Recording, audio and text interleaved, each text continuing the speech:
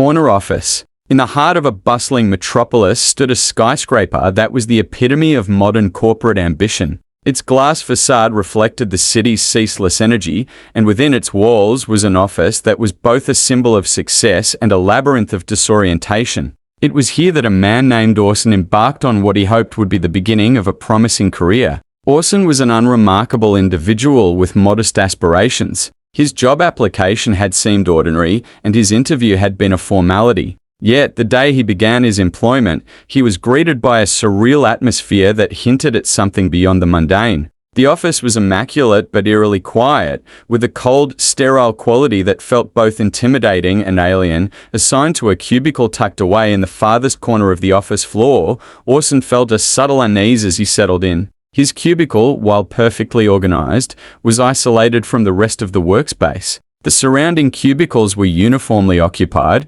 but their inhabitants seemed to operate in a world of their own, never acknowledging Orson's presence. Conversations were hushed and interactions were mechanical. Orson soon realized that the office was not a typical workplace. The layout was labyrinthine, with corridors that twisted and turned in ways that defied conventional architecture. The walls seemed to shift and reconfigure themselves when he was not directly observing them, making navigation a bewildering challenge. Despite the occasional glimpses of colleagues moving about, Orson felt increasingly isolated, as though he were a mere observer in a surreal and incomprehensible world. The initial excitement of starting a new job quickly wore off as Orson found himself trapped in a monotonous routine. His tasks were mundane and repetitive, but their execution became increasingly complicated due to the office's bizarre architecture. He struggled to keep up with his work, often losing track of time and becoming disoriented by the shifting walls and changing corridors. Orson's attempts to seek guidance or assistance were met with indifference.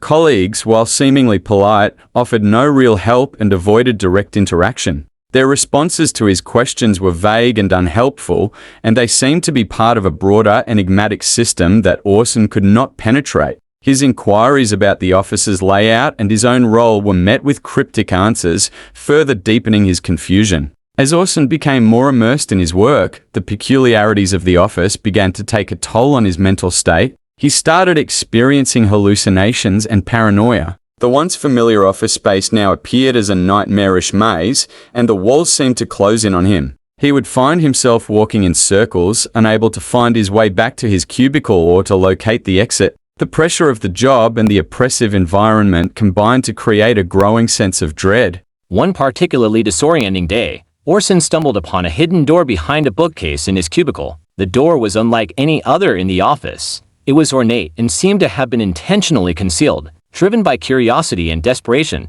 Orson opened the door and found himself in a lavishly decorated office that was in stark contrast to the sterile environment of his own workspace. The opulent office was furnished with elegant furniture, and the air was filled with a sense of authority and luxury. At the center of this space was a grand desk behind which sat an enigmatic figure. This person, who exuded a commanding presence, was clearly a high-ranking executive, though their face remained obscured in shadow. The executive offered Orson an unsettling choice: to accept the role and become a part of the office's enigmatic hierarchy, or to continue struggling as an outsider in the confounding maze of cubicles. The choice was framed as an opportunity for Orson to achieve success and status, but it came with the caveat of surrendering his individuality and sanity. Faced with the prospect of remaining trapped in his current predicament or embracing the strange new role offered to him, Orson felt cornered. The office had already consumed so much of his mental and emotional energy that the decision was not easy. The executive's offer seemed to be a way out, albeit at the cost of losing his sense of self.